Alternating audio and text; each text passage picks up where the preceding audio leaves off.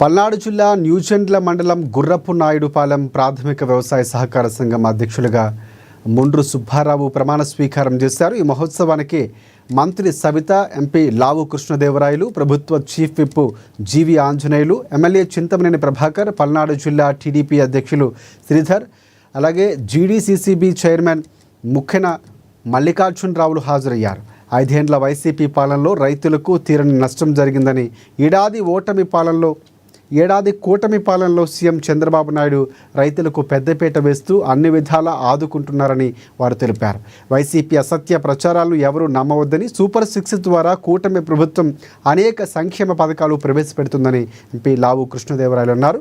సహకార పరపతి సంఘం ద్వారా సేవలను రైతులు సద్వినియోగం చేసుకోవాలని ఆయన కోరారు. బలహీన వర్గాల సంఘ సభ్యుల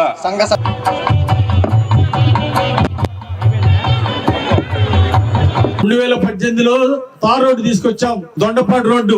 అది మీరు 5 ఏళ్లు మేము మొదలు పెట్టిన పనులు 5 ఏళ్లు మీరు పూర్తి చేయక దద్దమ్మలు అయిపోతే ఇప్పుడు మళ్ళీ అది పూర్తి చేసి మా సవితమ్మ గారి చేత అది ఓపెన్ చేయించాం. ఆ రోడ్డు ఈ రోజే మరి గట్టిగా చప్పట్లు కొట్టండి మన మంత్రి గారికి. 5 ఏళ్లు మీ చేతకానితనం ఇంకేం కావాలా?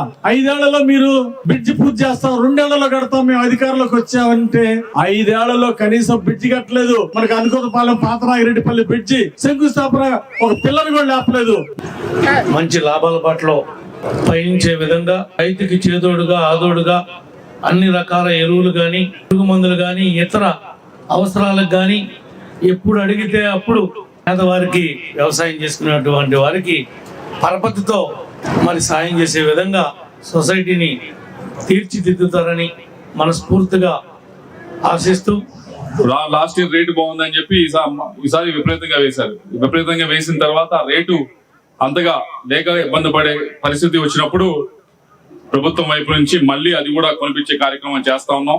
అది కూడా అవుతుంది. మాక్సిమం ఎంత అయితే అంత, కొద్ది క్వాలిటీ మరీ చివరిలో ఉన్నవైతే వాళ్ళు కొనలేరు, వాళ్ళు ఇబ్బంది పడతారు. కానీ ఎంత అయితే అంత 300 కోట్ల రూపాయలుగా ఖర్చు చేసి ప్రభుత్వం వైపు నుంచి ఇది కొంటా ఉన్నారు.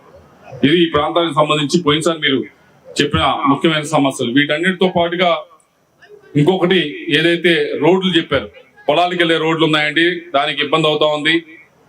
ఒక పక్క మన రాష్ట్రానికి కావాల్సిన నిధులు ఎప్పటికప్పుడు ఎంపీలందరినీ కోఆర్డినేట్ చేసి, ఎంపీలందరినీ ఎవరు ఏ శాఖను మంత్రిని అలాట్ చేయాలి, వాళ్ళ శాఖల నుంచి వాళ్ళకి ఏమి నిధులు కావాలి అని ఢిల్లీలో తన గలం విప్పుతూ ఒక విద్యావంతుడు ఎక్కడ తగ్గాలో, ఎక్కడ నెగ్గాలో, ఎక్కడ పట్టుదలగా పనిచేయాలో తెలిసిన వ్యక్తి మా సోదరుడు. ఎందుకంటే అక్కడ డబుల్ ఇంజిన్ సర్కార్ జరుగుతుంది.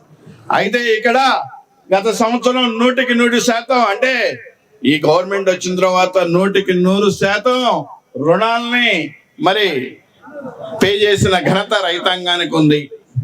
ఏదో అక్కడ ఉన్న పెద్ద మనుషులు కొంతమంది కట్టలేకపోయినా కష్టపడే రైతాంగం 100% ఈ రోజు రుణాలు చెల్లించి పూర్తిగా 100% మరి